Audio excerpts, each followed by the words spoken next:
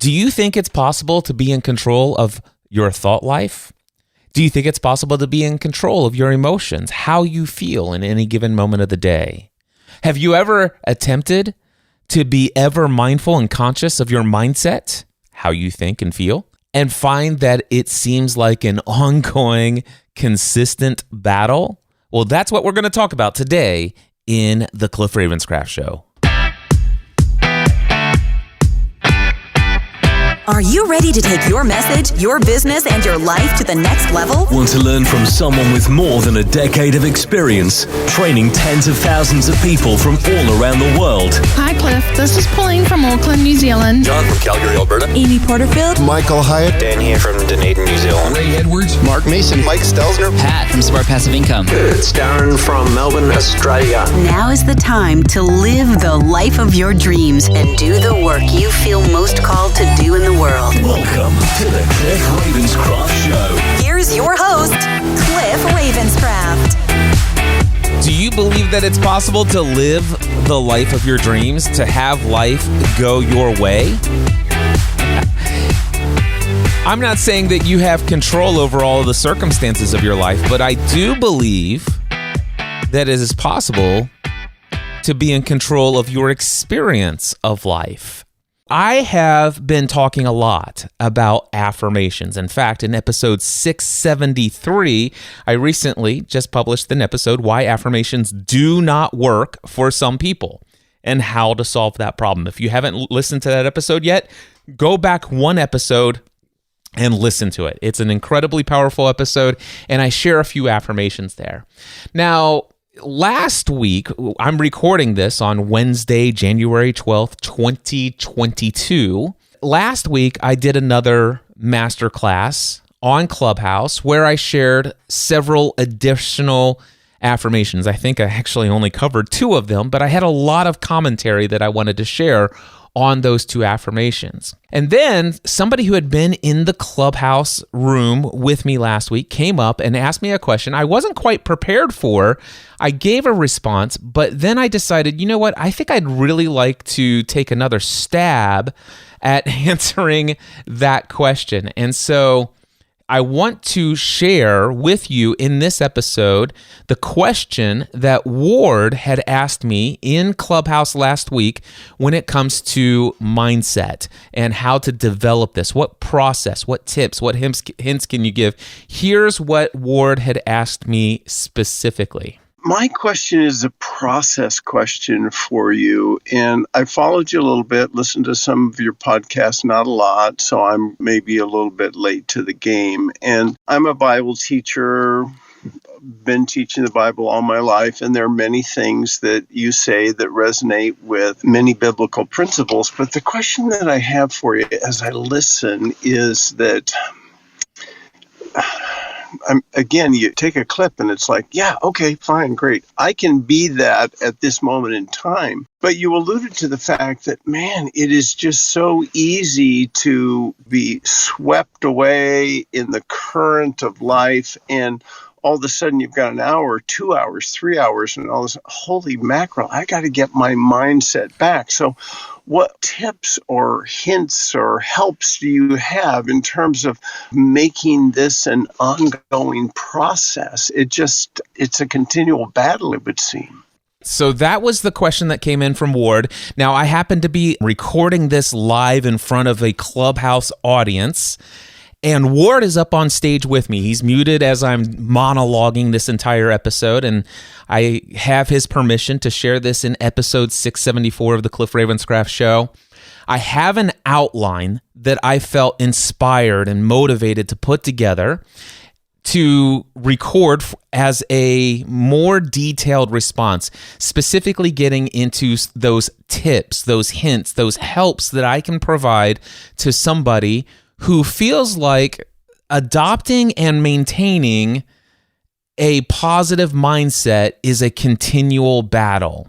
Ward has been very generous in giving me permission to do this, and so what I would like to do, and by the way, this is for anybody who resonates with that question as it was asked, I am going to be very authentic, very straightforward, and tell you that I have lots of thoughts on this, And the first thing I want to do is I want to evaluate the question. And I hope Ward is cool with this. He'll let me know at the end of this monologue to tell me how he felt about it. But here's the question. He has a process question. What's the process? How do you develop this mindset? How do you maintain this mindset instead of just in the moment? And what I want to do is I want to focus on language.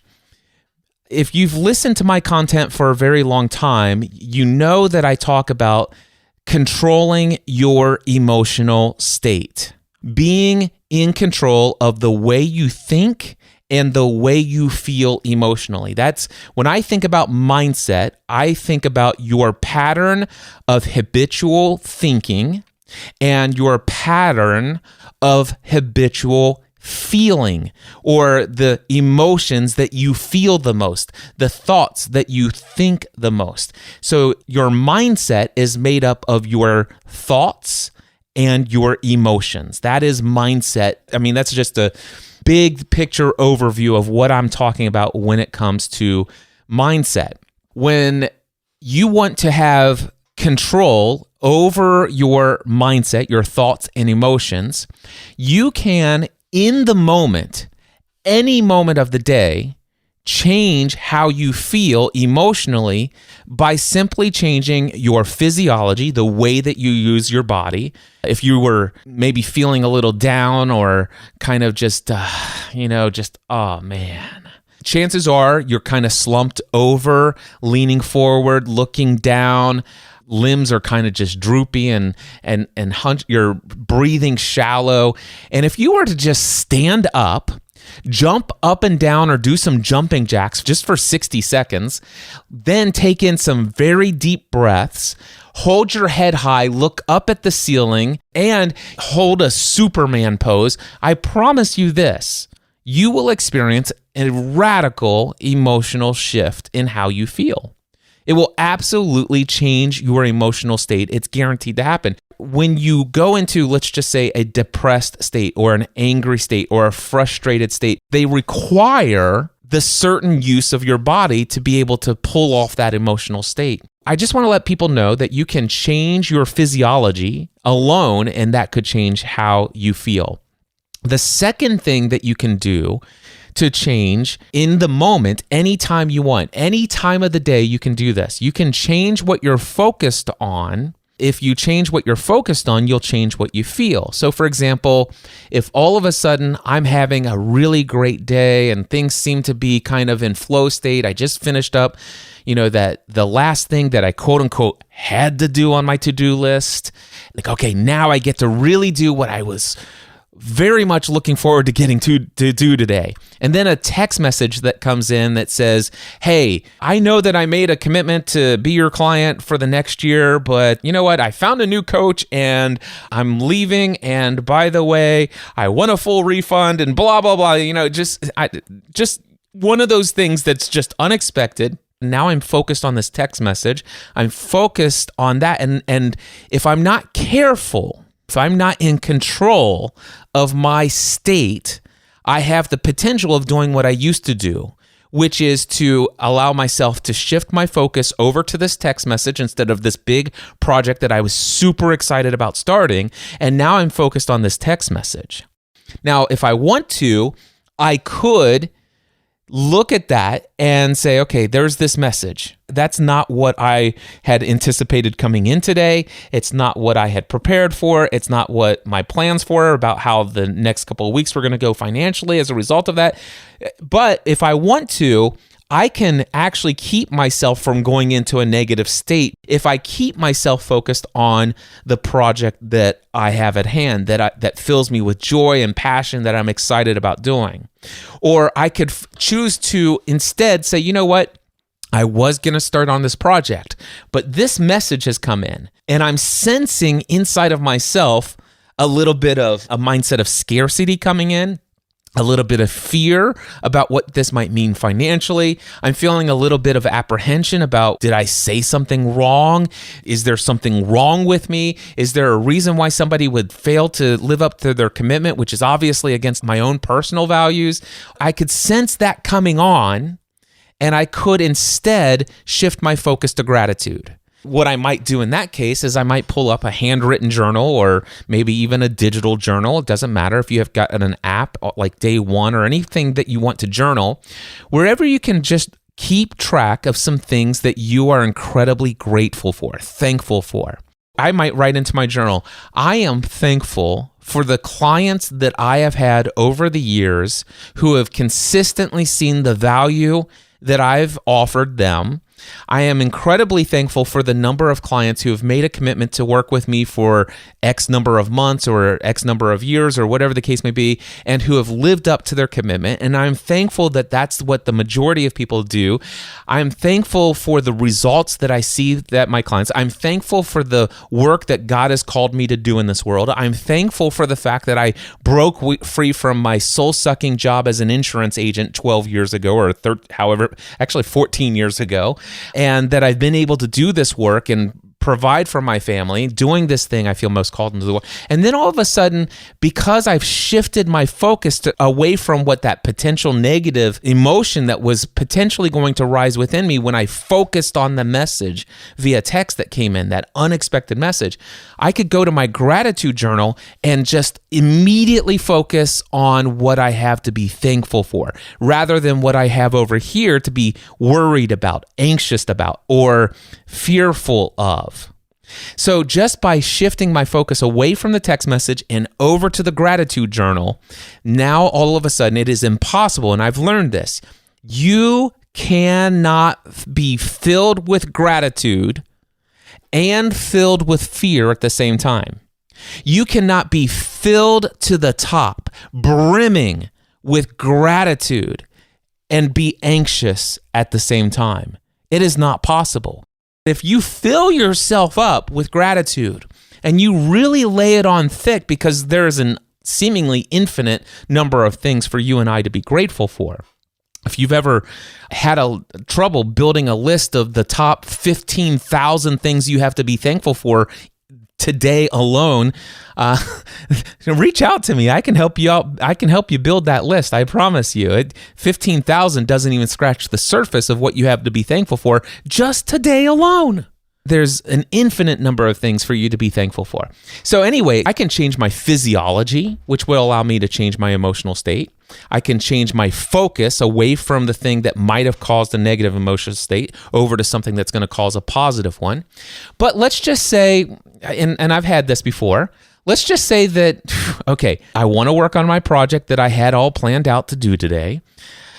But this text message has come in and man, it's pulling my mind. It's pulling my attention. It's have you guys ever had this? It's screaming for me. Come read me. Come focus on me. You can't let this go. And it's like, okay, no, I'm going to go over to my gratitude journal, and I'm going to my gratitude journal. And if you get into your gratitude journal and then all of a sudden you might find yourself trying to come up with things, but really you got the little voice, from your right shoulder or left shoulder, wherever that one negative voice comes from. And it's like, no, go read the message, go respond, get angry, get anxious, get upset, blah, blah, blah, blah. Well, there's a potential that what has come in via that text message is a time-sensitive issue. In that scenario, sometimes you will choose to focus on it.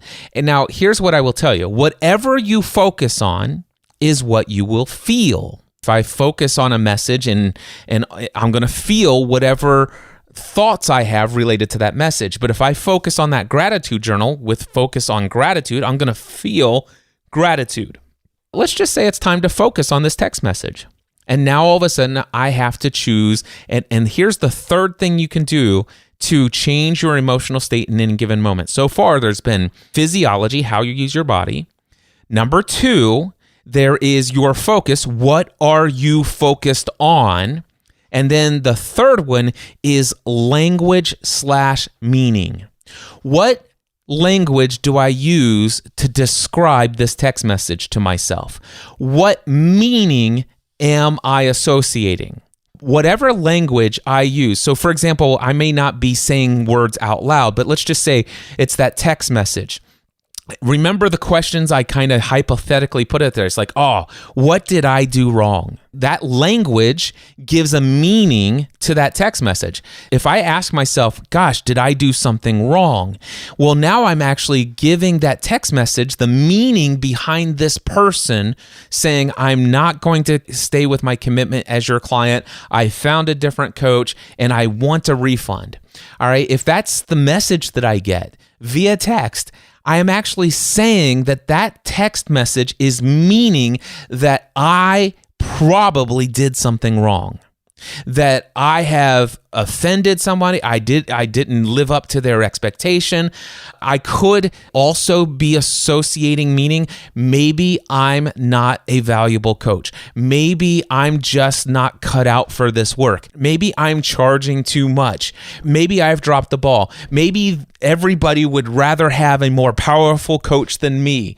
All of this stuff, I'm just making up meanings. And sometimes these meanings, when we are approached by an unexpected circumstance that comes up out of nowhere, and we are seemingly having a great day, I don't know, have you ever, it's like, oh man, life is good. Text message, and I read it and I'm like, why does this always happen to me? That's language, by the way. That language would associate the meaning to that. It's like, oh, here's the next thing that's going to go wrong in my life. We have to be careful how we're using our physical body, how we're using our physiology. We need to be consciously aware. Where are my eyes? How am I holding my muscles, tense or loose? Or am I chest up straight and powerful, or am I slouched over all the time? Am I breathing shallow breaths or deep breaths? Am I looking up, or am I just looking down because I just afraid of what's around the corner? How am I using my body? What am I allowing myself to focus on? Did I spend the morning listening to the news media telling me the next 3 or 4 things that are going to likely kill me and my entire family this week? Did I spend the morning listening to people argue over the politics and it seems like everybody's out to get everybody else and this world's, and it looks like there's not going to be any food for anybody and inflation is up and blah, blah, blah. What am I allowing myself to focus on? And I want to be in conscious control. I want to be in control of where my focus goes. But I also want to be sure that when I am focused on something that I might need to focus on in any given moment of time, I want to be responsible. I want to take the responsibility for assigning an empowering meaning to that circumstance. Now, I could go by default. Here's another one of those things. It's like I'm just waiting. I have a friend of mine that had a habit, and he's shaking the habit. He's done a really great job of shaking this habit, but it still comes up for him every now and then. But his phrase, his language over, man, I'm just waiting for the next shoe to drop. Things are going really great. Matter of fact, ever since this, I've seen continual progress. I've seen great success in sales. We just hired 3 new employees, and I'm kind of getting worried because things are going so great and things have been going so awesome for about the last 3 weeks. And I got to tell you guys, I'm really fighting this because I'm really worried. I'm just wondering, when's the next shoe going to drop? Boom. That language assigns a meaning to life, meaning that life is always going to bring you lemons. And that's not what life necessarily does. In fact, I have a firm belief that everything that is allowed to enter into my experience of life is meant to serve me and help me. Everything. That would include, my getting COVID back in November of last year. That would include the big, huge, gigantic mistakes that I make in my business that cost me tens of thousands of dollars every now and then. I've had a few of those. Figuring out the ways that I have had massive success in my health and fitness journey, and then losing focus and gaining weight back and feeling the medical and physical and health effects of that. And then all of a sudden it's like, man, okay, even that's going to serve me. So rather than actually having an unexpected circumstance or situation pop up in life, instead of assigning a meaning and using language to describe how bad that situation is, I'm instead going to look into that situation and say, I need to figure out, what am I able to learn from this experience that can help me grow personally, professionally, relationally, spiritually. I know that this situation has been allowed to enter into my experience of this adventure called life.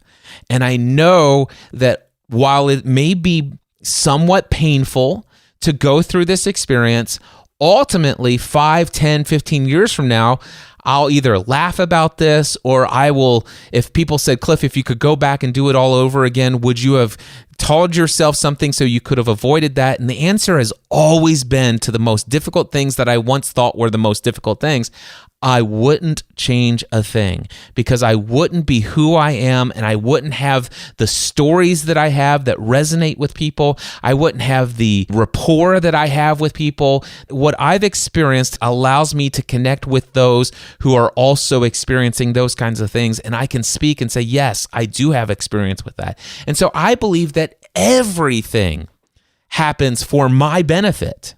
When I go through life like that, then I use language as, wow, what a gift I've just received this week. This text message that I just got from this person is a gift, because there's all sorts of things that I can learn from this experience. One of the things that I'm going to learn is I'm going to evaluate how did I meet this client that's now leaving me? What was the conversation? Did I jump the gun and rush to make a proposal when I wasn't absolutely 100% certain in my gut that he was a good fit for my coaching? When I asked him, do you want to commit to working with me over the next 6 months or the next year? When I made that proposal to him, did he slightly hesitate, but said, yeah, let's do it? How can I actually learn? And I've had these kind of experiences before. It's like, so now, just to give you an idea, I've had the exact experience that I've just told you about. I've received a text message that said specifically that, except for it didn't have, I want a refund, because he hadn't paid in advance. He was paying monthly. But he says, Cliff, I know I've committed to a year. We've been working together for 3 months. You told me to read Michael Neal's book, and I've been reading his book. I've been researching a lot of his material. I'm subscribed to his YouTube channel. He's got a program, and I've decided I want him as my coach instead of you. And I'm like, okay. And how I handled that situation was, hey, no worries whatsoever. I want to let you know I've gone in and I've canceled your monthly payment subscription. You know what? Moving forward, I want to evaluate, when I bring on new clients, are they the type of person who makes a commitment and sticks with it? See, that's not something that I had as a distinction. That's not something that I did in the qualifying process prior to that experience. But now I've had this experience and I've learned I only want clients who have that value, because I recognize that I have the temptation of being upset if somebody makes a commitment and then just bails on it whenever they feel willy-nilly, I want to do something else. And it's like, you know what? I want to make sure you're in it. The other thing is as a result of that, I test people's commitment. Recently had a gentleman join the AM group of the Next Level Mastermind. Matter of fact, his first meeting was this morning, Wednesday, January 12th, 2022. And last Tuesday, I made the proposal. And I said, hey, what do you think? Are you interested? Are you in? Do you want to join the Next Level Mastermind? And here's what he said to me. He says, Cliff, my gut tells me that it's a heck yeah, I'm crazy if I don't move forward with this. But my intellectual mind tells me that I should probably sleep on this overnight with such a big investment decision. I said, listen, I want you to sleep on it for 2 nights. And by Friday at noon will be your deadline to give me an answer. I said, I've got your phone number in here. I'm going to text you, and it's got my name in the text. Did you get that? Yes. Great. Now you have confirmed you have my cell phone text number in your contact list. Here's what I want you to do. Anytime between now and Friday at noon Eastern time, here's your options. if you are 99.9% certain or less that you want to move forward and commit to being in the Next Level Mastermind for the next 12 months, then I need you to text me and say, Cliff, thank you for the opportunity to connect with you. Thank you for the 3 hours of coaching.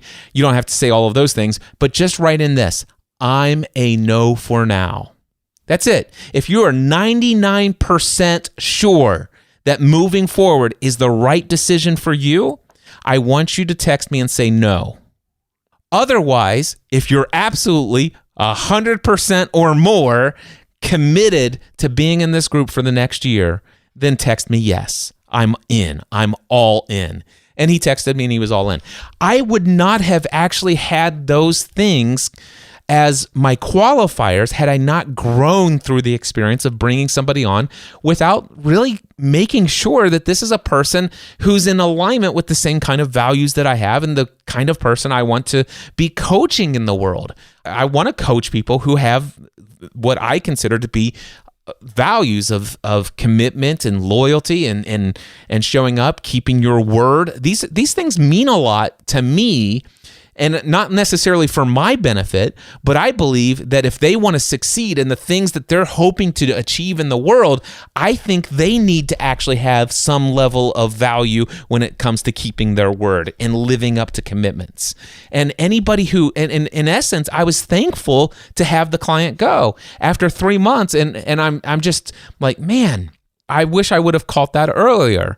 It would be great to have an opportunity to coach this person on this area and to share with him how I think this might affect him making commitments and then breaking his word and stuff like that. And it has nothing to do about how this impacts me, how it affects my life financially and my business. None of that really matters. But I wish I had the opportunity to speak with him one more time, to just jump on a call and tell him how this decision, just to say, is this showing up for you in other areas? Are you making commitments in other areas and letting people down? Are you dropping out of things that you said you were going to do? These are things you want to be on the lookout for your life. But I got the Dear John text message. It's like, Cliff, I'm breaking up with you over text message. And it's very clear. It's like, oh, wow. I jumped the gun on this. And so that's the meaning that I give to a text like that. So you hear how I'm describing this, how this is of my benefit. What can I learn? How can I grow? Everything's here to serve me. This is going to make me more valuable as a coach moving forward. It's going to help me to make sure that the clients I do bring on are consistent, ongoing clients, that I'm not actually out there, doing debt collection and all this other stuff in my business that I don't want to be doing. So that was a not so short-winded way of saying language is important. How we represent things to ourselves is important. And so with that, I want to share this question, my notes on this question that came in from Ward. One of the things he shared about himself is that he's a Bible teacher and that he's been teaching the Bible his entire life, or he said all my life. I'm a Bible teacher, been teaching the Bible all my life.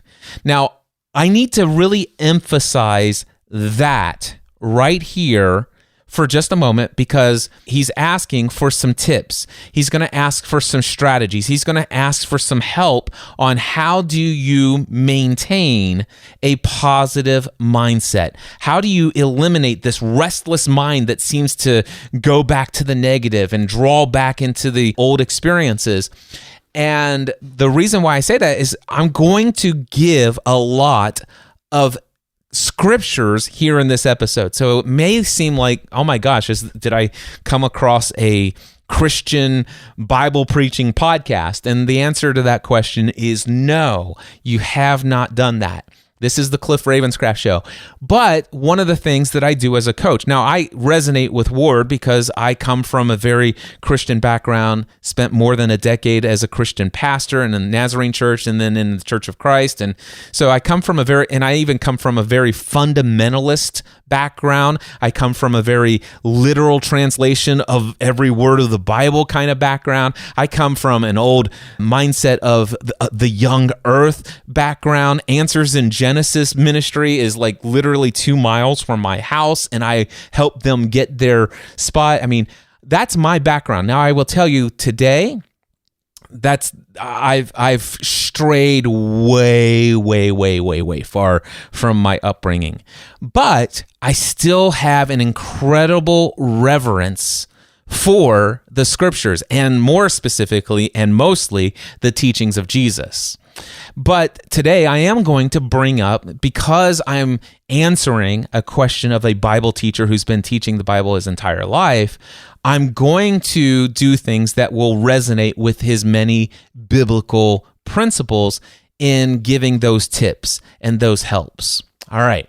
So he says, there are many things you say that resonate with biblical principles. It's probably because I've devoted most of my entire life to understanding who God is from the best that I have information that I had available to me at the time, as far as what I was told was a responsible way to grow in my faith, which had lots of limitations in my early young adult life and stuff like that. I have no such limitations today, but I have a lot of scripture memorized. I have a lot of understanding of the scripture. I've read the Bible many times.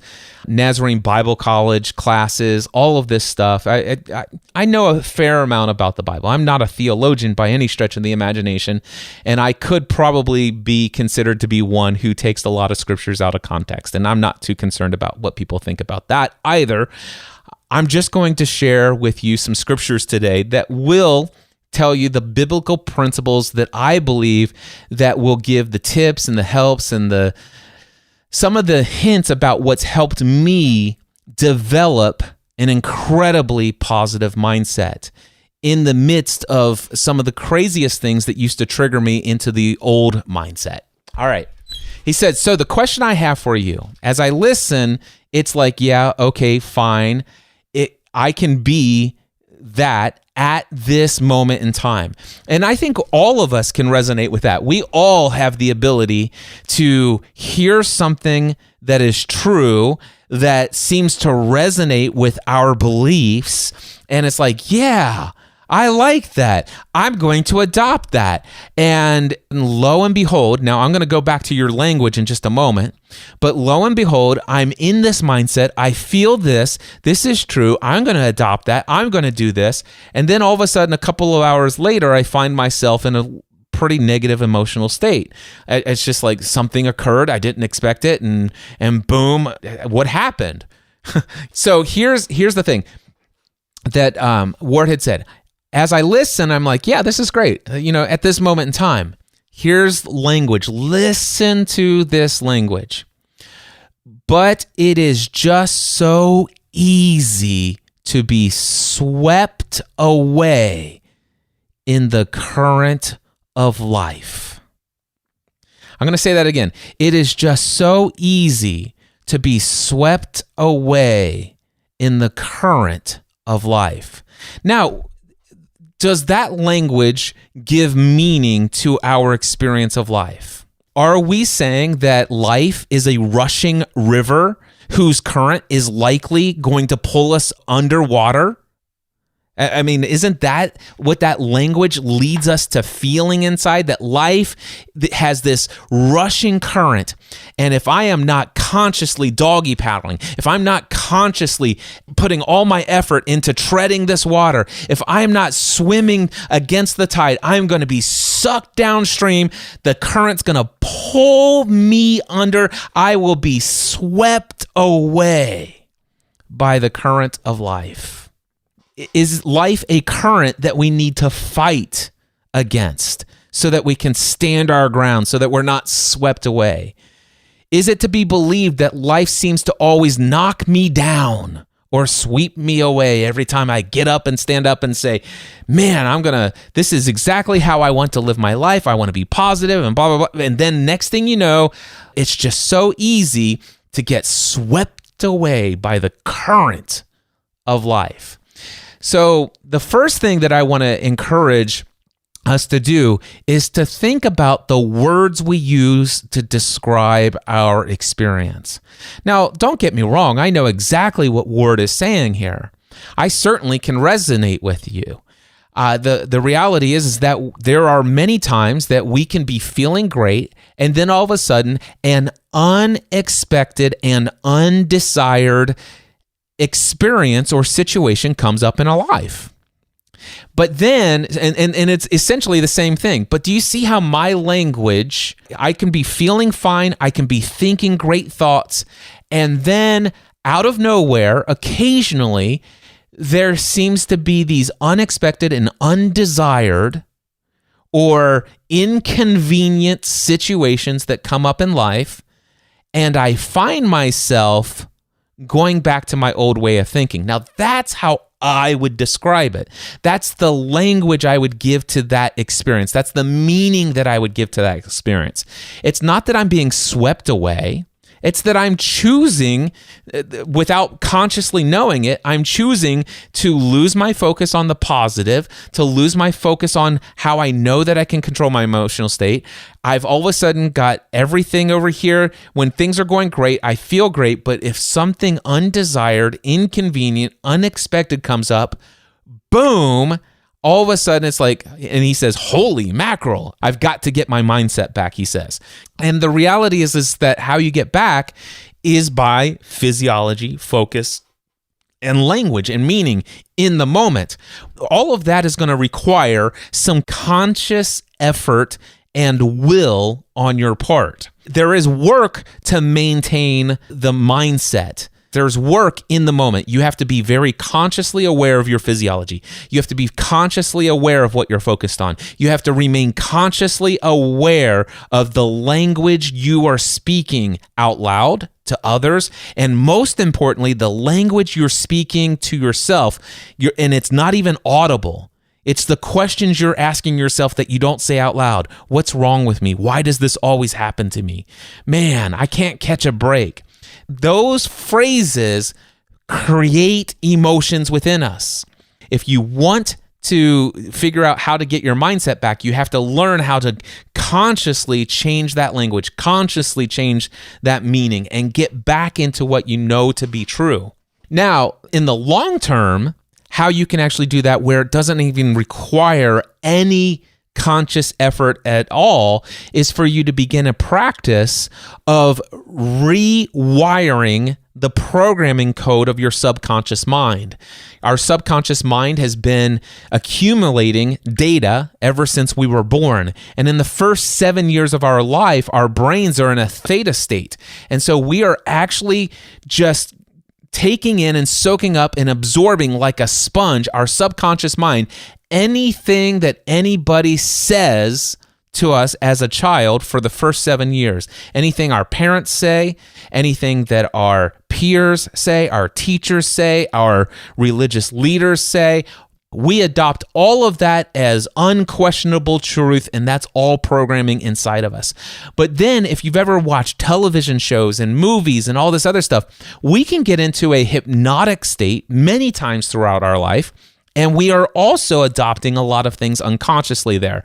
So if you think about some of our favorite music, our favorite movies, our favorite TV shows, if all of a sudden it shows somebody who is a profitable businessman as being the villain in 9 or 10 out of 10 shows or movies that you watch, then chances are your subconscious mind will equate that being wealthy or being profitable as a business owner means that you're stealing money from others. And you're not even consciously aware that you believe that. And that's just one example of all of this stuff. So what tips, he says, what tips, hints, helps do you have in terms of making this an ongoing process? And then I'm going to peel the Band-Aid off one more time here. This hopefully is a little bit painful to hear this word, because the last line, he says, it's just that it's a continual battle, it would seem. Now think about that. It's a continual battle. I want to have a positive mindset. I desire to live my life. I desire to have a place where I show up always from a place of peace. I desire to have joy overflowing so that people just sense that peace and joy overflowing from me and it flows into their life. I desire to be that. But I get swept away in the current of life, And I find myself asking, oh my gosh, how do I get this mindset back? And it just seems like a continual battle. I'm walking on landmines everywhere I go. It seems like around every corner, I'm going to be faced with more gunfire. This is the language that was in the question, which will help understand why this experience of dropping back in, because our subconscious mind is communicating, I believe that life brings a current that's consistently, if I'm not fighting a battle of holding my ground or making steps forward, then I will get swept under and I will drown from the current of life. So language. All right. So I do want to give some tips. I do want to give some hints, and I want to give some helps. And given the fact that, again, I am actually speaking to a Bible teacher who's been teaching the Bible all his life, I want to share some Bible verses that have helped me. Tip number 1 that I want to give, and I've already done it here, is evaluate what your mental pictures reveal about your unconscious beliefs about life. So tip number 1, if you wanted to write this out, evaluate what your mental pictures reveal about your unconscious beliefs about life. Work on that. And if you need some help, you could get help with a coach. You could get into a mastermind group of other people who are very successful in carrying on a powerful mindset. Matter of fact, that's one of the things that's really helped me. Just surrounding myself with people who consistently have this positive mindset in spite of all the things I see them go through, medical things and things of that nature. Some of the people that I can tell you that have been the most influential when it comes to mindset would be Michael Hyatt and Dan Miller. Dan Miller's author of the book, 48 Days to the Work You Love. You can find him at 48days.com. Michael Hyatt, New York Times bestselling author, many times over, michaelhyatt.com. All right, so tip number 2, 2 powerful beliefs for somebody who has a respect for the Bible. Belief number 1, I would encourage you to consider, is it possible for you to adopt this belief? It is possible that you can be in control of your thought life and your emotional life experience, aka your mindset. And that doing so does not have to be a battle. It simply requires the mastery of a few key skills. I'm going to encourage you to ask yourself, is it possible that you can be in control of your thought life and emotional life? And that doing so does not have to be a battle at all, and that it simply requires mastery of a few key skills. I've already indicated some of those skills. Mastering the skill of being in control, conscious awareness of your physiology, how you're using your body in any given moment. Mastering the skill of what you're focused on. And then mastering the skill of what we call framing. So I've talked about language. I've talked about the language indicates the meaning that we're associating to any circumstance or situation in our life. And another word of this is how we frame it. There's a skill called framing, reframing, deframing, pre-framing. These are skills that you can learn about and you can master. But first, before you get into that, you have to adopt this belief. Belief number 1 for a Bible teacher would be, it is possible that you can be in control of your emotional life and your thought life, and that it's not going to be a battle, and it's just a few key skills. If you believe that, then the next thing that I will tell you is belief number 2 you might want to adopt. Believe that it's not only possible, but it's actually God's will for us to be in control of our mindset, our thought life, and our emotional life. Now, how can I encourage you in adoption of the belief that it's not only possible to be in control of your mindset, but it's actually God's will for you? Well, look at 1 Thessalonians chapter 5, verse 18. It says, "Give thanks in all circumstances, for this is God's will for you in Christ Jesus." So I Don't know how much I might be misinterpreting that situation, but it does seem to indicate that no matter what the circumstance, because it says in all circumstances, give thanks, be filled with gratitude. This is God's will for you in Christ Jesus. Then we have in Matthew chapter 13, verses 10 through 17, we read things like, do not worry about your life. Don't worry about what you will eat. Don't worry about your body. Don't worry about what you will wear. Can any of you, by worrying, add a single hour to your life? And he talks about how God takes care of everything else. And he's basically saying, so do not worry. Jesus said it over and over again. Do not worry. Give thanks in all circumstances. And then we have Philippians 4:6, and we read, do not be anxious or worried or fearful. But anyway, it says anxious. Do not be anxious about anything. But in every situation, by prayer and petition or communication with God, with thanksgiving, present your requests to God. So do not be anxious about anything, but in every situation, in communication with God, with thankfulness, gratitude, present everything to God. Have a conversation with him. So belief number 1, it's possible. Few key skills. It's not a battle. Belief number 2, it's not only possible, but it's actually God's will for us to be in consistent, constant control of our thought life and our emotional life. It is what we're called to do. And in fact, it's very much a key part of what we call the good news, is that we have this ability. All right. Tip number 3, focus on the positive. So even if I'm looking at the situation that is quote unquote unexpected, I'm looking at the situation that is undesirable, it's inconvenient, and I'm carefully using words that are soft on the feeling side of how that impacts me.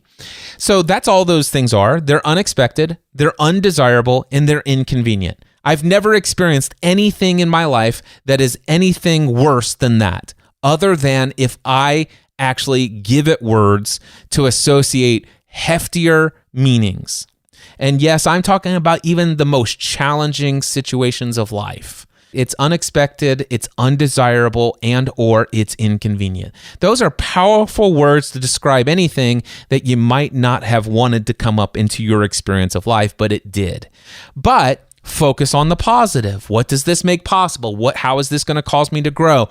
Where is there a place that I get an opportunity to serve here that I might not have seen as an opportunity in the past? How am I going to grow through this? How is this story going to help me to resonate with others who believe that there's no way I can understand what they're going through? But when I'm able to tell this story and how I got through it, they're like, wow, okay, I believe you. I want to listen to you. Building rapport. So focus on the positive. Now, again, coming from a scriptural perspective, we are encouraged to marinate our minds in positive thoughts. You might want to write that down.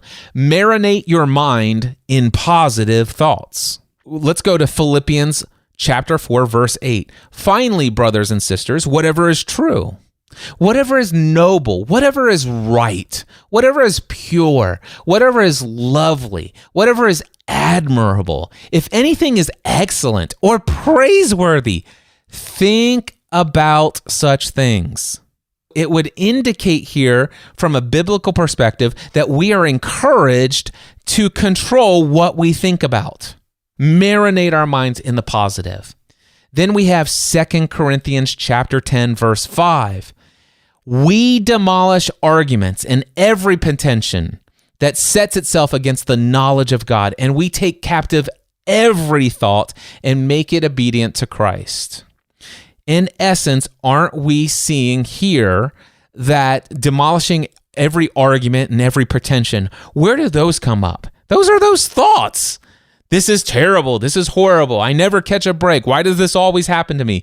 Those are arguments and pretensions that are working against you. Those thoughts are not your thoughts.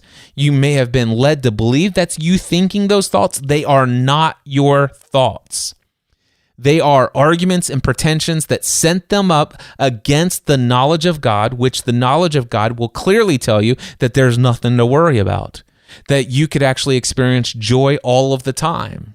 Marinate your mind in positive thoughts. That's tip number 3.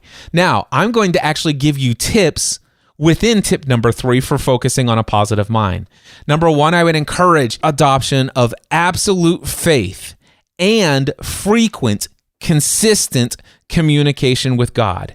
You might call it prayer, you might call it meditation, or various other forms of communication, but absolute faith and frequent, consistent communication with God, if that is a genuine experience, then you'll find power there. You'll find a peace that surpasses all understanding that can be maintained no matter what unexpected, undesirable, and inconvenient circumstances may come your way.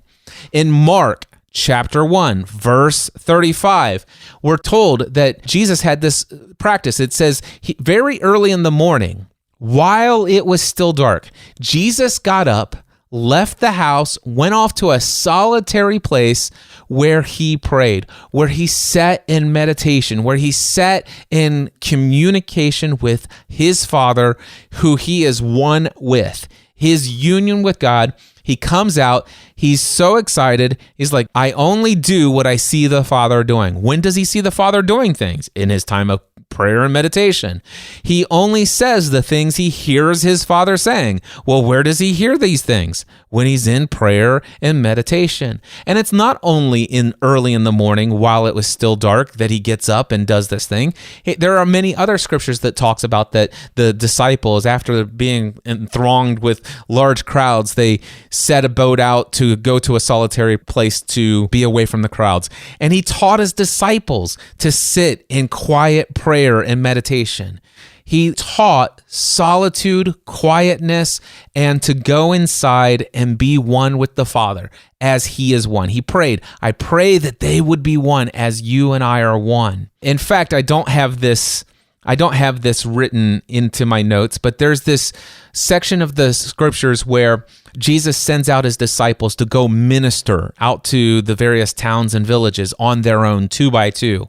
He says, I want you to hear my voice in your time of prayer in the morning. So go and look this up. You'll see Jesus, what he said to his disciples as he sent them on their way. It's that same scripture where he says, don't worry about what you will say if you're arrested, how you will defend yourselves. The words will be given to you.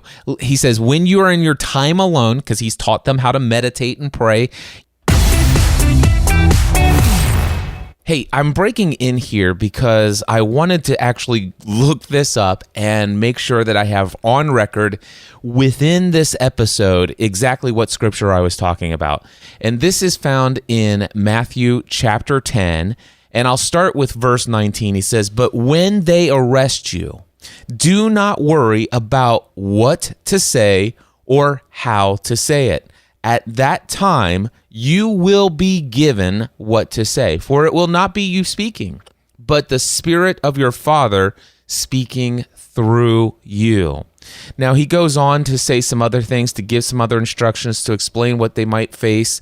But down in verse 26 of chapter 10, he says, do not be afraid of them, for there is nothing concealed that will not be disclosed, or hidden that will not be made known. And verse 27 is the key.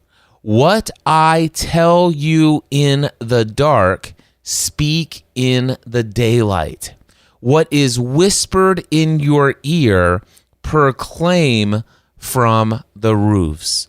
Now, Jesus is not going to be physically with them, but he seems to be indicating when you're out there, you're going to be practicing that meditation. This is my interpretation, by the way. This is Cliff's interpretation of the Bible. Take it for what you will. But when you're out there 2 by 2, I want you to remain in the practice of prayer and meditation as I've taught you. I encourage you to get up early in the morning in the dark. All right. So when you're doing that, I and the Father are one. So I will be speaking to you. I will be giving you instructions. Again, Jesus not physically with them. He's saying, I will be speaking to you even though I'm not physically there.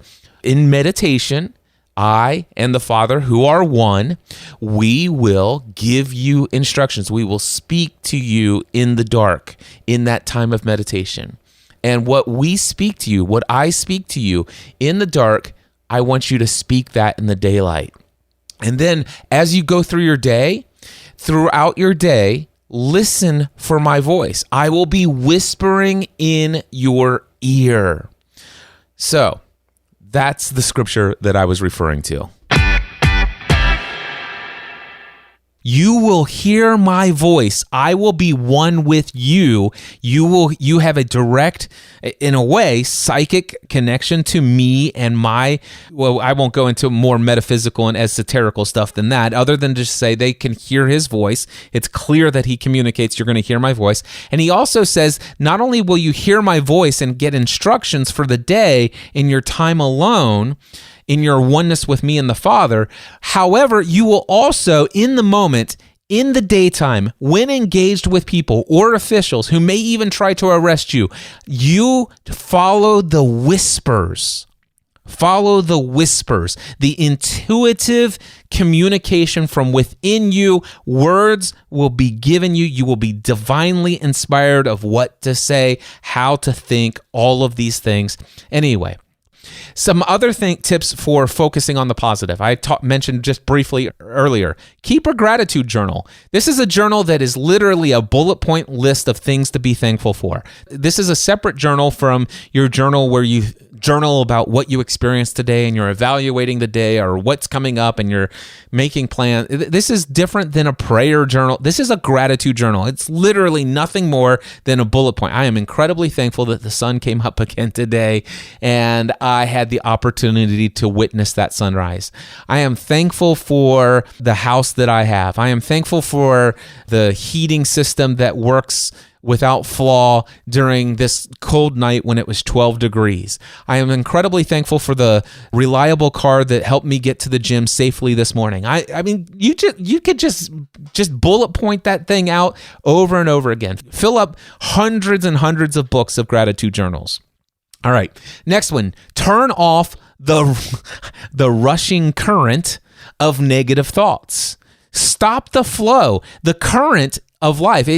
Jesus actually, what is it? Psalms 20, is it Psalms 23? He leads me beside raging currents of life. Nope, that's not what I hear. I hear that the shepherd leads us to still waters. What causes the rushing currents of life? It's not our shepherd. What causes the rushing current of life is the rushing current of negative thinking and negative feeling, which is prompted by news media outlets, by movies, by televisions, by negative people that we let influence our lives. A lot of people telling and focusing on their negative stories. It's just a bombardment. We need to shut off the flow of the negativity into our life. Another tip for focusing on the positive, affirmations. Go back and listen to episode 673 of the Mindset Answer Man, or actually the Cliff Ravenscraft Show podcast. I should rename my podcast to the Mindset Answer Man podcast. Anyway, mindsetanswerman.com/673 to learn more about affirmations. Another tip for focusing on the positive, it might be time to upgrade your peer group.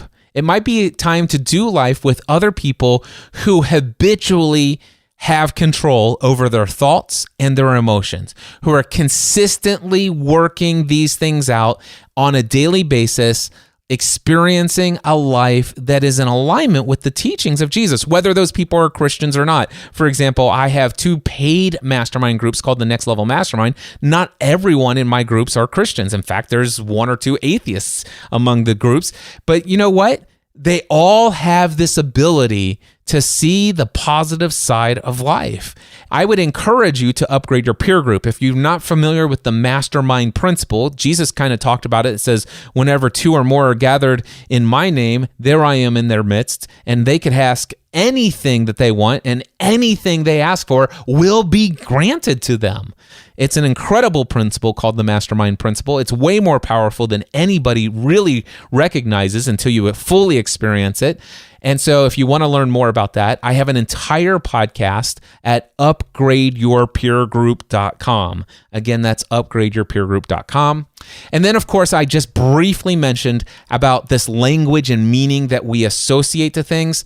I would encourage you just to go out and look into some psychology books and materials and learn about the art of framing and reframing and deframing and pre-framing. How you see life. It's all about perception, and you can change your perception in a heartbeat. Then tip number 4, decide to go on an adventure in search of the hidden treasure of the peace that surpasses all understanding. I wrote these down in my notes in preparing for this, and this is what I've come to understand. This is my own personal belief system here. Peace is never going to be found in a fully funded retirement fund. Peace is not found in any emergency fund. I don't care if you've got 6 months, 12 months, 18 months, 6 years of an emergency fund. Peace will not be found in your emergency fund. Peace will not be found in any amount of money, in any amount of bank accounts that you have. Peace is not found in a paid off home mortgage and living a debt-free lifestyle. Peace is not found by any measure of financial wealth or business success. Peace is not found in our health or our physical fitness levels. Peace is not found in any relationship with any person on this planet. Peace is not found in the pursuit of anything material. And then all I have here, and because I ran out of time and I wasn't actually preparing to actually record this today, but I said I need to add something about Philippians 4:4-7. And so I recognize listening to this podcast, there's going to be many people who are not Christians. So I'll just go and quickly look up this. It says, "Rejoice in the Lord always." And I will say it again, rejoice.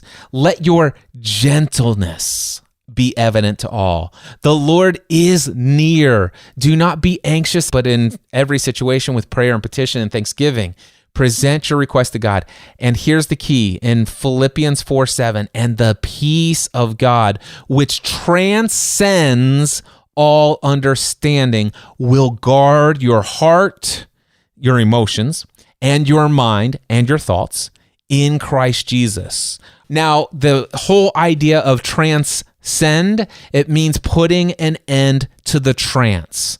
And the trance is all of the hypnotic rhythm, garbage programming, and thoughts that brought in the currents of life through our unconscious adoption of other people's beliefs. That's how I will describe that, and I'll just move on from there. So I'm going to close this. I got to go back over and find my notes. The next one is I need to go back to Matthew chapter 6, verses 25-33. Well, I'll just put especially this. "Seek first his kingdom and his righteousness, and all these things will be given." So Jesus was telling his disciples, don't worry about anything. Don't worry about what you'll eat. Don't worry about what you'll drink. Don't worry about don't worry about how payroll is going to come. You're going to meet payroll. Don't worry about where your next client's going to come from. Don't worry about don't worry about these things. Not necessarily that you don't plan, that you don't take actions, that you don't do things. You do things. Whenever you feel led and inspired and prompted to do them. Just don't associate worry with them. Do them with thankfulness. Do them with expectation. Do them with gladness. Do them with gratitude. And recognize that peace, love, and joy isn't in your success or failure or anything like that. He says, if you seek first his kingdom, then all of these things will be given to you. And then if we look at Luke chapter 17-21, and I'm going to go find that one here because, again, I didn't finish these notes before doing this live in front of a Clubhouse audience. It says here, once he was asked by he being Jesus, was asked by the Pharisees, "When will the kingdom of God come?" And Jesus says, "Let me tell you something, my friends." I'm going to paraphrase this a little bit. Jesus said, "Let me tell you, my friends, the coming of the kingdom of God is not something you're ever going to see. You just won't. You will not be able to observe the coming kingdom of God. Nobody's going to be able to say, oh my gosh, the kingdom of God, here it is, or there it is. It's not going to happen like that. Jesus said the reason why is because, and here's his quote, the kingdom of God is in your midst. Now, if you're looking at the NIV, I would encourage you to look at the footnote for Luke 17:21. Or look up the King James Version, which is a translation that's more in line with the original intent of what Jesus said. Here's what Jesus is actually saying. Nobody's going to be able to tell you when the kingdom is going to come. Nobody's going to say, here it is, or there it is, or anything like that. Because let me tell you something. The secret of the kingdom of God is this. The kingdom of God is within you, within yourself. It is through prayer and it's within meditation that you will experience union, oneness with the Father.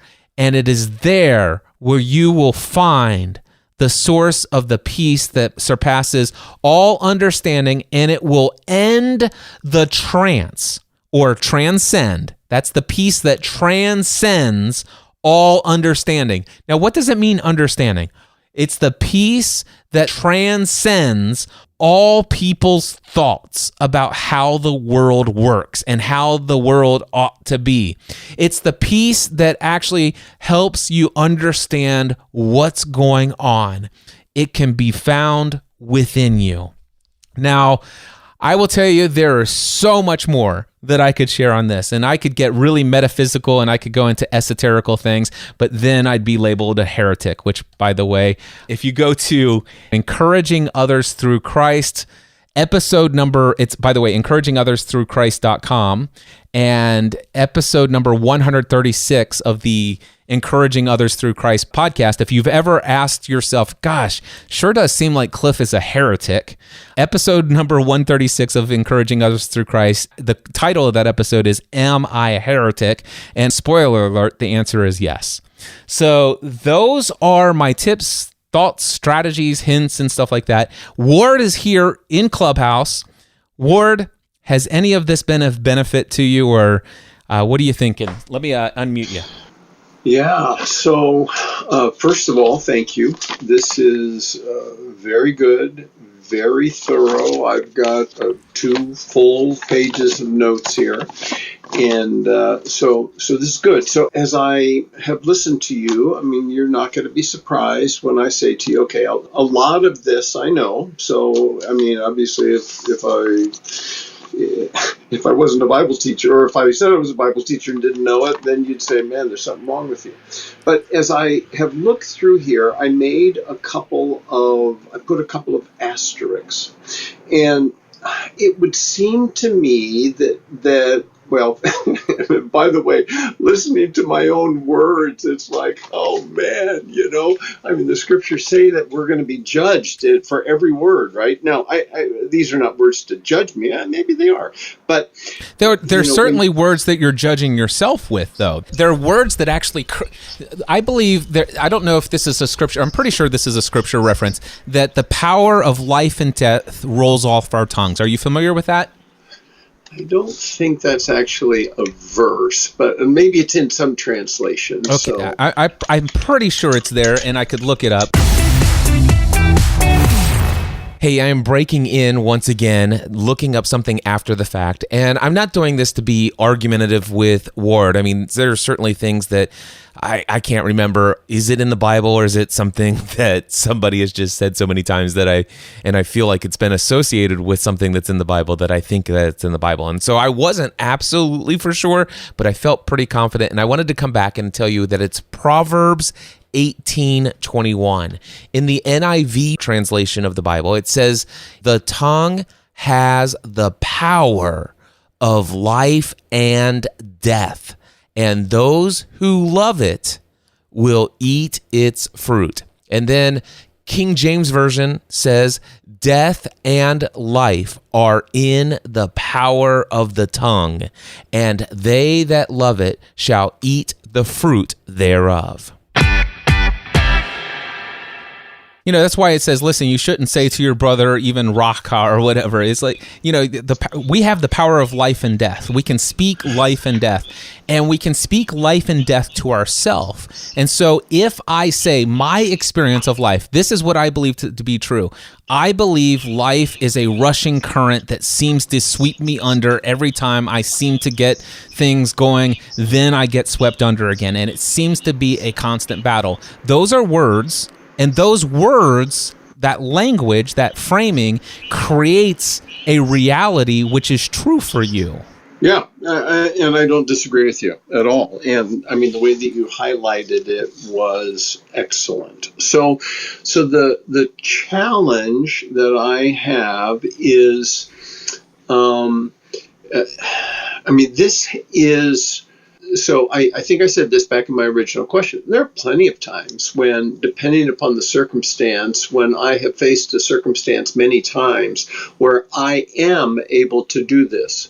So just a little bit of transparency, just kind of pulling back the curtain a little bit. What's happened is, and this is all kind of related to COVID and other things like that, is that I'm in a different stage of life in that I have a special needs brother that I am the caregiver for.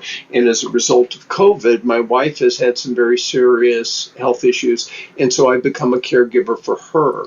So, here I am in my late 60s facing some situations that I've never faced before. And, look, when everything is up and to the right, and life's good, it's like, the challenges aren't as hard. And I faced huge financial challenges. I faced ministry challenges. This is a new challenge. And it would seem that the toolbox that I have is being informed by what you just identified. And all of a sudden, even as I pray, and I'm sure you pray, I want to learn, I want to grow, I want to continue to grow. And so now God has put me, or allowed me, to be in this situation. So that the challenge that I'm having is applying these principles in a new context. And it's pretty clear to me, Cliff, that this is habitual with you. And I guess I would say that it's habitual in some areas, but not others. And so I do need some rewiring. And I wouldn't disagree with any of the principles that you laid out. None of them. So I've got to rewire. And especially when you said,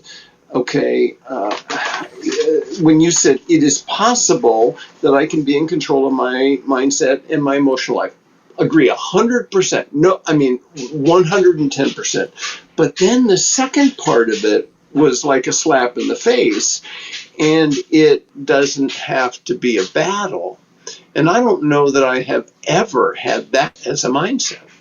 That's the key. So that's the trance that you were in. So are you familiar with what a trance is? A trance in the sense of somebody like getting a vision or something like that? No, so maybe you've heard of a hypnotic trance. Sure. So have you ever been to I don't know if, being from your perspective, if you'd go to a comedy show where a stage performer is actually doing stage hypnosis. Have you ever been to a comedy show? No, I never have. Okay.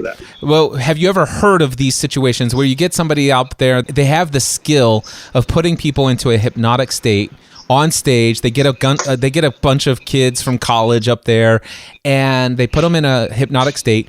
And then in that hypnotic state, they use the art of suggestion to suggest that you are a dog. It's very clear that these people are doing things that they would not consciously choose to do. Right. But they are in a trance, and their belief that they have accepted, because in a deep trance state, they actually are not. I think it's the prefrontal cortex, which is where the reasoning mind is, where the critical thinking is, where you can reject a thought. But if you are in a deep trance, you don't reject the thought. It just gets put into your programming code. By the way, that happens in the first 7 years of our life. We were actually in that trance state where if we're told that we're a dog, you've got people that they grew up being a slave and held captive in a dark room their entire life. You've heard stories like this. It's unfortunate, right? But you've heard these stories, right? Sure. And they believe that that's how life ought to be. That's what life is. because they adopted that belief before they had the critical thinking capacity to reject it. So what happens is you get the stage hypnotist gets up there and says, "You're a dog," and they get out of the chair and they're barking and they're walking around on all fours, and they get then a girl and she's clucking like a chicken, and these people are not making this up. Right. This is actually how our subconscious mind works. What we believe internally will be our experience of life. We will live out our life according to that. So the whole idea that when you heard me read back the words, you probably weren't even aware when you asked the question last week. It seems like a constant battle. But yeah, I mean, I wouldn't have said, "Oh, I said that," but yeah, you're right. I did, absolutely. Exactly. And so what happened is what we uncovered there, and what I revealed to you, is that you have an unconscious belief, or at least you did prior to this conversation. You might have transcended that belief by this conversation today, by having that unconscious belief revealed to you, and you're like, wait, I reject that. Well, it's great. Now you've transcended it. So that you've ended the trance of that belief. Does that make sense now? Sure. Yeah. So that's what this whole idea of transcending is. And so we all have these unconscious beliefs. We all are experiencing. And so that's where all of a sudden you can adopt these affirmations that I talk about in episode 673 and I share on these Clubhouse things. And you can adopt those beliefs and stuff like that. And you can feel great. And then all of a sudden the next unexpected, undesirable, or inconvenient circumstance happens.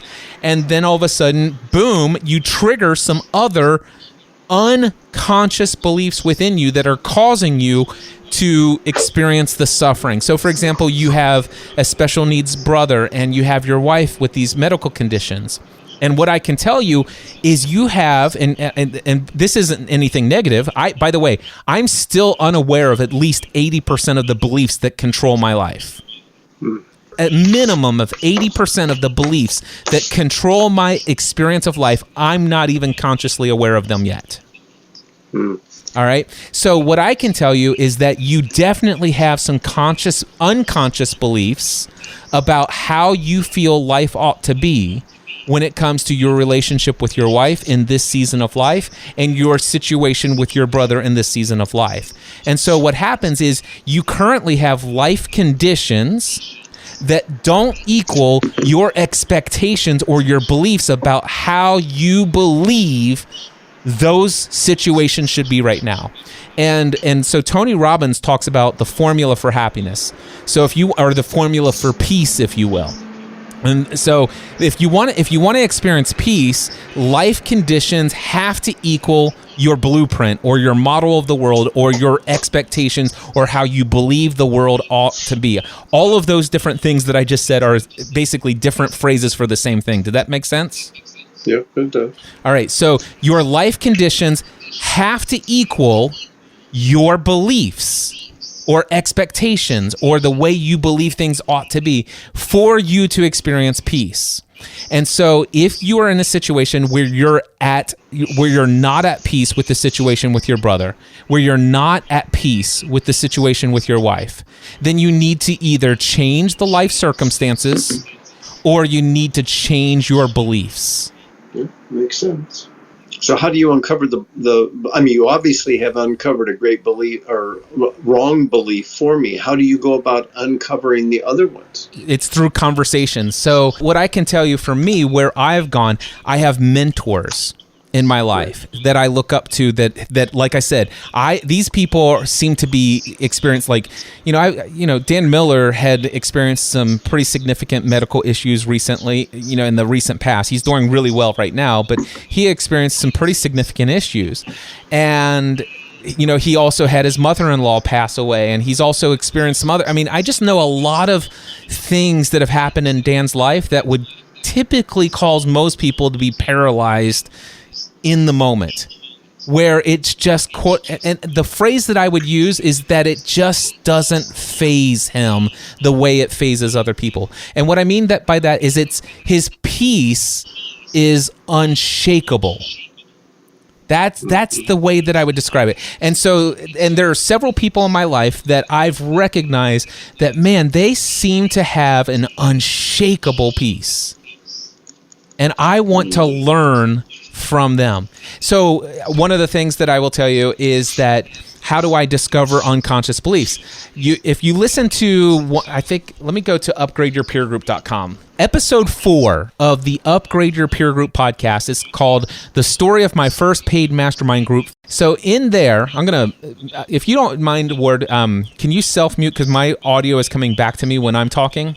And just unmute yourself when you want to come back in. Thank you so much. So in episode 4, I tell the story of how I went to Dan Miller and said, Dan, you're going to be so proud of me. As my mentor, I cannot wait. I'm so excited to share this wonderful information with you. I've recently been in a conversation with a client of mine. He is a multi-millionaire, and he gave me some valuable advice. He says, Cliff, you want to know what's missing in your business? And I said, what's that? He said, recurring revenue. And I'm like, tell me more. And he gave, it's like, oh my gosh. So I decided I'm going to create a new stream of income for recurring, ongoing, expected income every month consistently, that I don't have to be out selling and selling over and over again every time a client has finished with their commitment with me. I'm going to create a $10,000 stream of income, and I decided to do it instead of a typical membership program.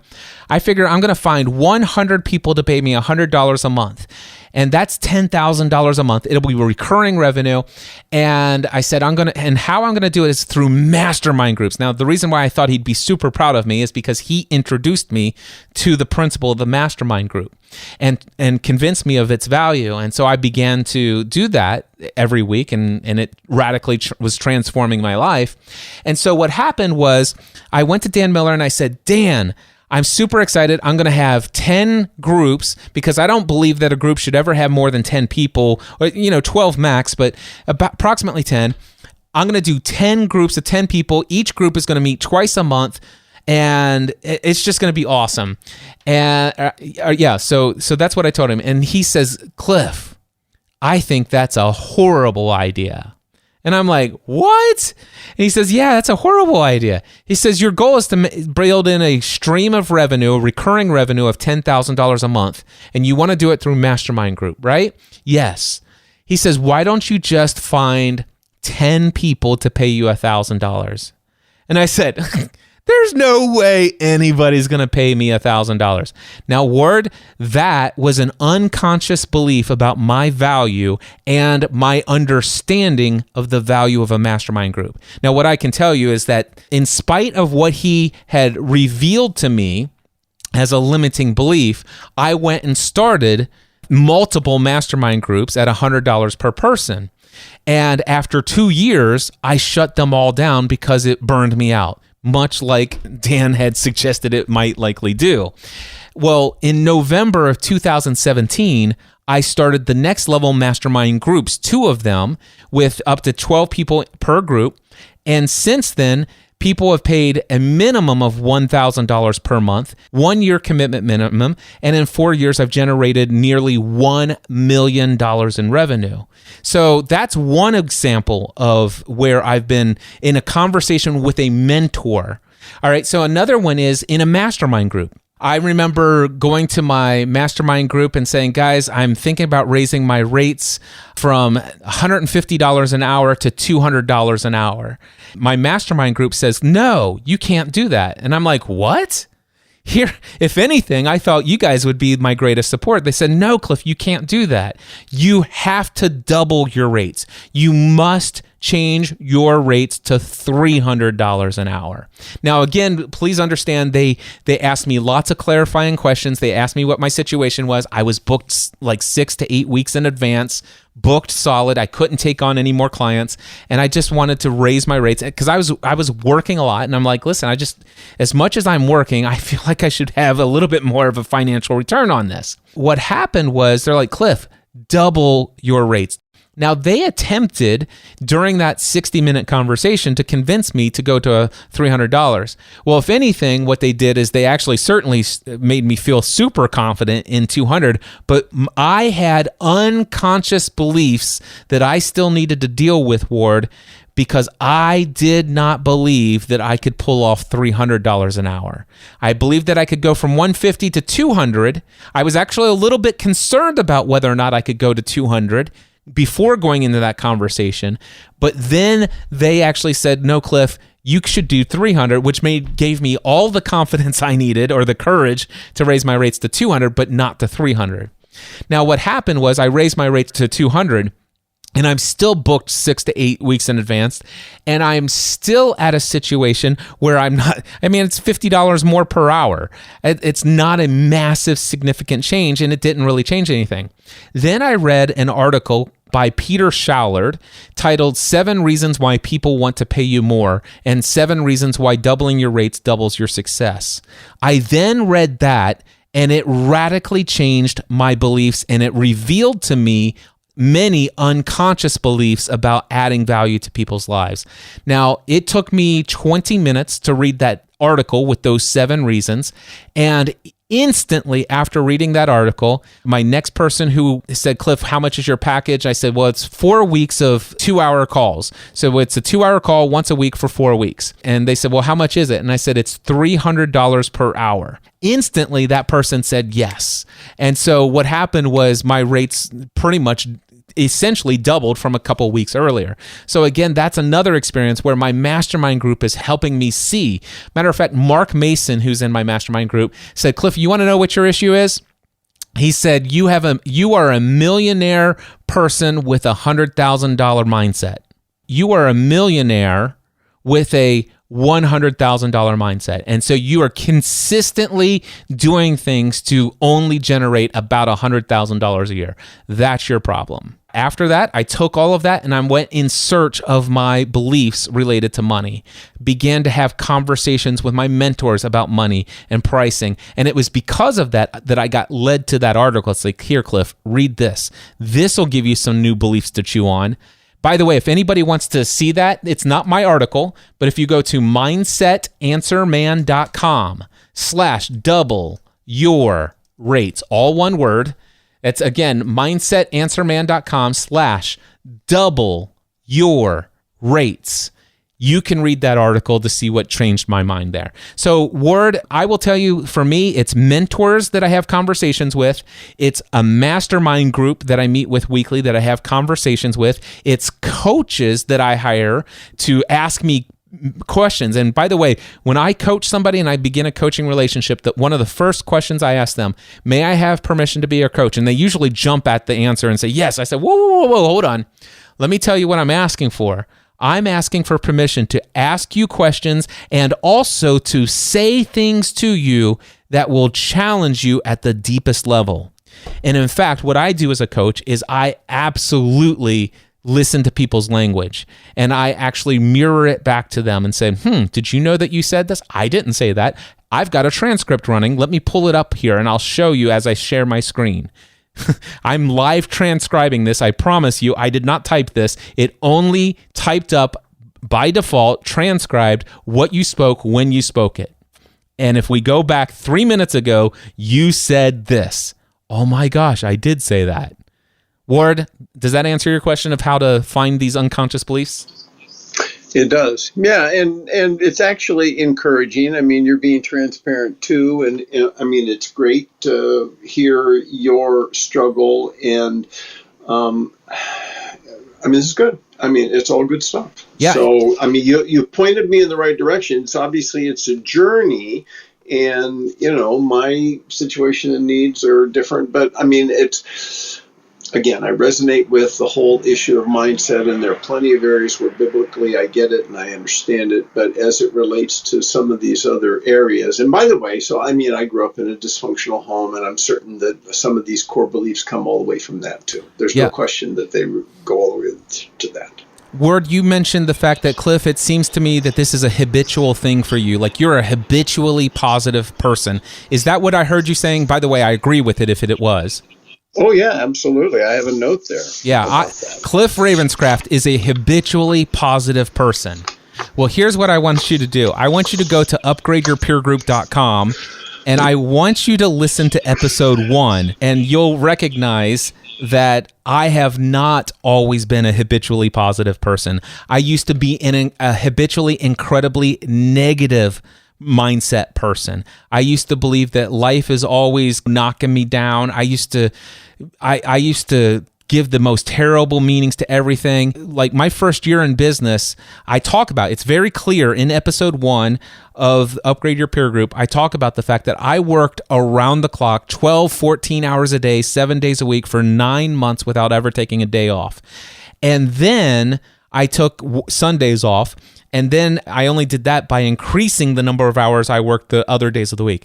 And I got to tell you, I had the work.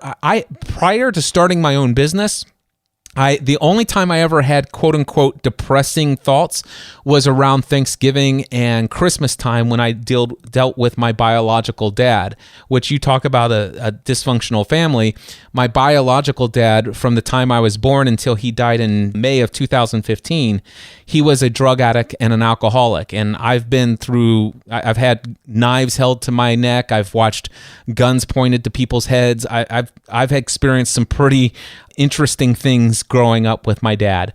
And throughout my young adult life with him, my relationship was very embarrassing for the most part. And I got to tell you, I used to have the most horrible language to describe all of the experiences with my dad. And he passed away in 2015. And I got to tell you, this shift in my habitual way of thinking and feeling, this did not happen for me until 2000. Actually, it was right after that. It was right after that I began to shift. I was already experiencing some tremendous change in my physical health.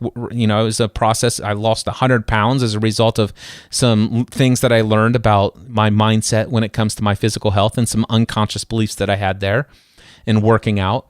But then I began to study this work of Tony Robbins, and it's only through that. And what I can tell you, Ward, is everything that I can tell you right now, there have been a number of times where I wouldn't say it publicly a lot, but on occasionally, I would say the biggest thing that I regret in my life, that as a Christian, I can't seem to overcome my deep hatred for my father. I absolutely hate my dad, and I feel guilty about it, and I feel ashamed of it. And I every Thanksgiving and every Christmas, I'm the only direct relative of my father. He's got second cousins, great aunts, and all this other stuff that are in his life. I'm his only son. My mom divorced him when I was 4 years old. I'm his only living relative, and he's got lots of medical issues. He's in the hospital, and I got to tell you, I don't like being around him. I don't want to go see him. I hate the guy. And that was my experience. And gosh, if he called, if I saw his caller ID, I could be having the most amazing day in the world. And if I see my dad on caller ID, of course I'm not going to answer it, but I know I'm going to have to listen to that voicemail later. And instantly, my life went from great joy to instant suffering. All of that, by the way, I didn't learn until afterwards. I created within myself. And what I can tell you, Ward, is this. My dad passed away before I had all of this revelation and all of this other experience of these deep truths of Jesus' teaching, even though I had been preaching for a decade prior to all of that. There is knowing, and then there is the deep experience and the practice of these things. And so for me, what happened was, after I learned all of this stuff, I was able to retroactively go back and dig into, through deep meditation and journaling, all of those experiences, the ones where my dad told the bank teller, she says, hey, what do you need? And he says, yeah, send me all of your unmarked bills. And the FBI comes to the bank teller drive-through. I went back to every restaurant where my dad sent back and cussed out the wait staff and said, I want to see your manager. And he cussed out the manager right there. And here I am, 13, 14 years old. I went back to the situation where my dad's sitting there doing drugs with all of his buddies and his friends holding a knife to my neck, threatening to kill me if I actually walk out the door. I went through all of those experiences, Ward, and I reframed every single one of them and saw each of them for the gift that they were. and how those situations, those circumstances created within me a way of actually being a parent and a father that has radically transformed. Not only that, but there's this key thing of understanding and appreciating someone else's world. And one of the things that I never took notice of is the fact that when my dad was a teenager, his parents died. And he, of course, he's a teenager in the 60s, and everybody's experimenting with drugs and all this other stuff. And of course, he's hanging out. He joins the army, and he's part of the army, and they're doing all kinds of crazy stuff in the army. And next thing you know, he gets out of the army, and he gets my mom pregnant. They get married, and now he's got a little kid. I wasn't expected. I wasn't something that they planned for. And here you go. Now my dad's addicted to alcohol. He's addicted to drugs. And you know what? I go through, and all of a sudden I realized I had always easily remembered all of the quote unquote traumatic experiences that I had with my dad, which of course allowed me to have his feelings of, I really hate him, I don't want to be around him. But it wasn't until after he passed and I went back and reframed all of this stuff that, number one, I actually realized that I had repressed all of the positive memories. You know, some people repress their traumatic experiences, but I recognized that I had repressed all of the great experiences that I had with my dad. So I began to journal about my relationship with my dad, where I would only focus on the things that were good, that my dad did that was praiseworthy, whatever is good and noble and true, right? All of those things. Think on these things. And so I began, it's like, man, I remember when my dad was struggling to make ends meet, and he invited me to come over and stay at his apartment in Clifton.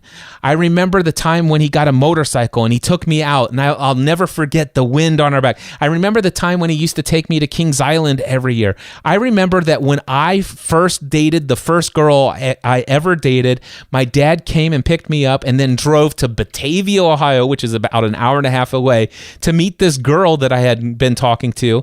He picks me up, goes and picks her up, and my dad takes me to Kings Island amusement park for my first date and pays for the whole thing. And what an incredible experience with that. And then when I was 16 years old and I've got my driver's permit and he's got his 5-speed Honda Civic, and I remember him teaching me how to drive a stick shift. And I remember when I got my very first Saturn SL1 car, which by the way was a stick shift, and I was super excited about this purchase. I had gotten a job and I'm doing really well and very successful at doing what I'm doing. He's working at the post office. He invites me to come to the postal softball game that they're doing, and he introduces me and he says, and look at my son's car, and he's so proud. And I mean, it's just, I could go on and on and on, and I did in my journaling, my gratitude journaling. There were so many things. And there was this one time when my dad had a psychotic, nervous breakdown, and he says, Cliff, I want you to know I've not always been there for you. I know I've messed up. I've not been a great example for you. I am so sorry, and I want you to know that I love you, and I hope that you will forgive me. And my heart by that time, by the way, this is about 3 years before he died. My heart was so callous that I didn't even respond to him, Ward. I hated the fact that I was actually in the room with him when he said that. But I heard the words, but I repressed that. And it didn't come back into me until, months after he died, after I learned about this, what's called the Dickens process. Tony Robbins talks about the Dickens process. And it's referring to the whole Ebenezer Scrooge. You got the ghost of Christmas past, and the ghost of Christmas present, and the ghost of Christmas future. And so what I did is I went into the past and I saw things that I didn't see before, just like Ebenezer did. And it's like I was able to reframe my experiences. And then I'm like, well, I can't, what do I do with all of this traumatic stuff? And then all of a sudden, Ward, what really radically shifted everything, and why I absolutely love every experience I ever had with my dad. And that is this. I can tell you right now that if I had the environment and the experiences exactly, if I was faced with exactly what my dad was faced with when he was faced with those things, I can see how it would have been very easy for me to make the exact same decisions that he made. That I likely, and so what I came away with is, in spite of what my dad's experience was and how he was as a father for me and in the environments I grew up with, I know now that my dad always did the best with what he had to work with. And I got to tell you right now, my experience with my dad, I mean, I don't have any regrets because I don't believe in regrets, and I don't have any shame because I don't believe in shame. But I can tell you right now, I have an incredibly powerful relationship with my dad. Now, that may sound crazy, but I also can tell you that I believe in some pretty metaphysical stuff, that we don't die when we leave this planet, and that as a soul, he is out there and is eternal in union with Father, and that we all are. And I can tell you right now, for the last several years, my dad comes to me in my dreams at night. And specifically, I have a journal that I woke up one morning. It was actually January 20th of last year. So tomorrow, a week from tomorrow, is my 49th birthday. But on my 48th birthday, Ward, I had a dream, and my dad came to my dream, and we hung out for like 2.5 days. And he came and spent that time with me during my dream. That one night, we spent 2.5 days. I remember every frame of that story, every frame of that experience. It was a positive experience. It was a loving experience. And we had a conversation where I did talk to him about all of this stuff and how much, and we're completely on amazing terms today. Metaphysically, this happened during my dreams. And I woke up, and I instantly pulled out my journal, and I began to write word for word every experience that I had during that dream. I had to write it out, and I actually allowed my tears to roll onto the page of that journal, smearing the ink and wrinkling the pages so that I could never forget that this was a real experience for me. So, Ward, I don't know if that's beneficial to you at all. It is. Wow. It's good stuff. And, again, I appreciate your transparency in the journey. And in many ways, we've got some very similar backgrounds, and I've got to work on my mindset and my beliefs. And you've pointed me in the right direction. Ward, I really appreciate you. I just want to say thank you for hanging out with me last week. You've been here this entire time today. I really genuinely appreciate your ability to allow me to share this in a podcast episode. I know that thousands of people are going to be incredibly encouraged and impacted by this particular podcast episode. So I just want to say thank you for that. I want you to know that I will be in prayer for the situation with your brother and also with your wife as you're going through and processing all of this stuff. So thank you. I'm honored to know you, and if I can be of any continued support to you, either here on Clubhouse or just personally, reach out to me. You're welcome, and thank you very much. And I will be praying for you. I really appreciate it. Thanks so much, Cliff. Thank you. All right, my friends, let's see here. We'll do this. That's going to wrap it up for this incredibly long episode of the Cliff Ravenscraft Show. But I am so thankful that this came out. I'd been outlining this podcast episode for about 3 or 4 days now, thinking about how I would respond to Ward, and just felt motivated and inspired and prompted within. Little intuitive guidance there from the Father above that says, yeah, you know what? I think now's the time. And followed that prompting, and yeah, it's a little bit longer than a normal Cliff Ravenscraft Show episode, but you know what? It might be the only one you get in January. Got a lot of other great things that I'm working on. Of course, I do have weekly podcast episodes over at trainwithcliff.com. If you want to hear me on a weekly basis, you can check out trainwithcliff.com. It's a Patreon account, $10 a month, and you get my audio journal. You get all the secret behind the scenes stuff about what I'm working on, what I'm dealing with, how I'm processing things, things, all sorts of stuff. And not only that, but also a lot of these masterclasses that I'm doing on Clubhouse, these affirmations that I'm sharing. If you liked episode 673, several more of those affirmation mindset masterclasses in them. So that's over at trainwithcliff.com. That's only if you want to hear me more consistently, like at least once a week. Otherwise, stay tuned here to the Cliff Ravenscraft Show. By the way, if you are interested in one-on-one coaching, having somebody evaluate how you're currently framing the world, what your experience of life is, I am available for one-on-one coaching. Also, if you're a business owner and you'd like to do life with other people who are business owners who have a habit of seeing things from a positive mindset and about making things that are great and serving others, check out the Next Level Mastermind. You can get applications for my one-on-one coaching and my mastermind group over at mindsetanswerman.com or cliffravenscraft.com. It's the same page, either way. mindsetanswerman.com or cliffravenscraft.com. Click on the Work With Me page. And until next time, my friends, I encourage you to take everything you do to the next level. Mindset Answer Man.